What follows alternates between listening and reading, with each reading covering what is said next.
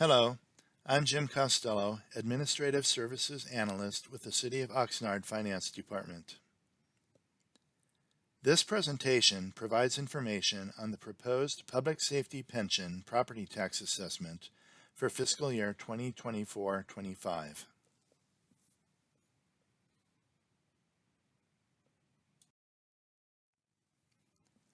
Staff recommends that the Finance and Governance Committee review and recommend to the City Council the adoption of a resolution establishing the fiscal year 2024-25 tax rates on property in the City of Oxnard for the payment of voter-approved obligations related to public safety personnel pension expenses.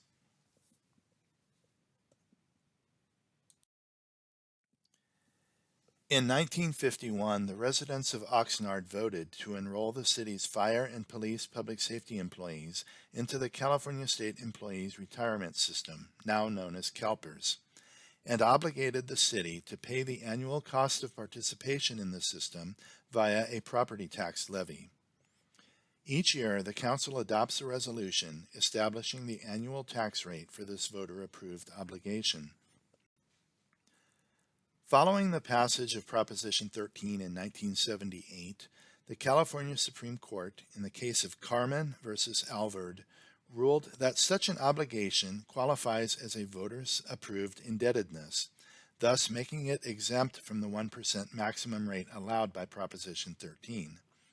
Because of this, the assessment is often referred to as the Carmen override. A subsequent court ruling in 2002 limits the tax to cover payment only for the level of benefits that were in effect on July 1, 1978, the date Prop 13 went into effect. Another court ruling sets the maximum allowable tax rate to be the rate that was in effect for fiscal year 1983 and 84. In Oxnard's case, this is 7.6637 cents per each $100 of assessed property value. The city has contracted with the independent firm Foster & Foster to perform an actuarial analysis to determine the amount of eligible expenses that can be reimbursed through this tax levy.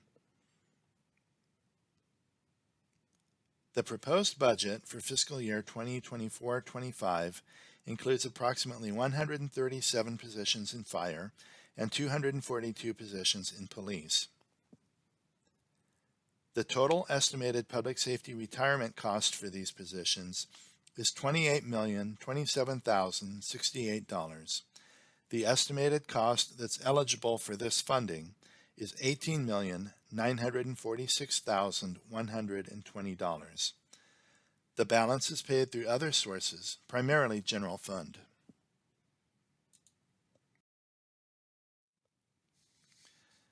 The proposed tax rate is based on the following factors. The projected assessed value of properties for fiscal year 2024-25 is $26,801,440,105. As stated on the previous slide, the total eligible expenses are $18,946,120. Staff is projecting that there will be an available fund balance at the end of the current fiscal year of $1,046,793, which will be applied toward the eligible expenses. This leaves a total of $17,899,327 to be collected via the tax levy. The city's property tax consultant, HDL, has projected unitary property tax revenue of $5,222,552. I'll discuss unitary tax revenue a little more on the next slide, but this leaves a total of $12,676,775 to be raised from the assessed properties. Based on the projected assessed base of $26.8 billion, the tax rate required to raise the remaining $12,676,775 is 4.7299 cents per each $100 of assessed property value. Another way of stating that is that about $47.30 for every $100,000 of assessed value. This rate is an increase of 3.4% over the current year's rate, which is 4.5750 cents per $100. But it's still significantly less than the maximum allowed rate of 7.6637 cents per $100. And it's 6.9% lower than the city's historical 5-year average.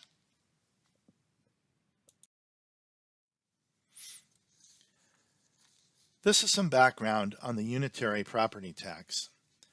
Unitary property is property that is located within the city's tax district that's owned by railroads and utilities. Since these entities own property throughout the state, the property is singularly taxed at the statewide level, and then the revenue is allocated back to the cities and counties by the state.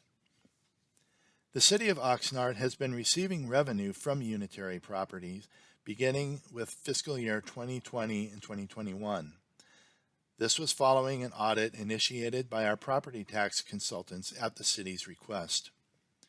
The revenue that's generated from these properties offsets the amount that needs to be collected from the other local parcels, resulting in a lower overall assessed rate.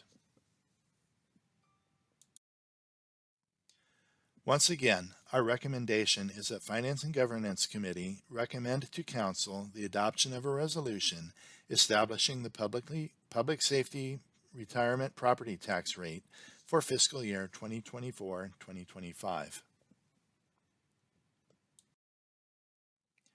This concludes the presentation. Staff will be available at the meeting to address any further questions you may have. Thank you for taking the time to review this presentation.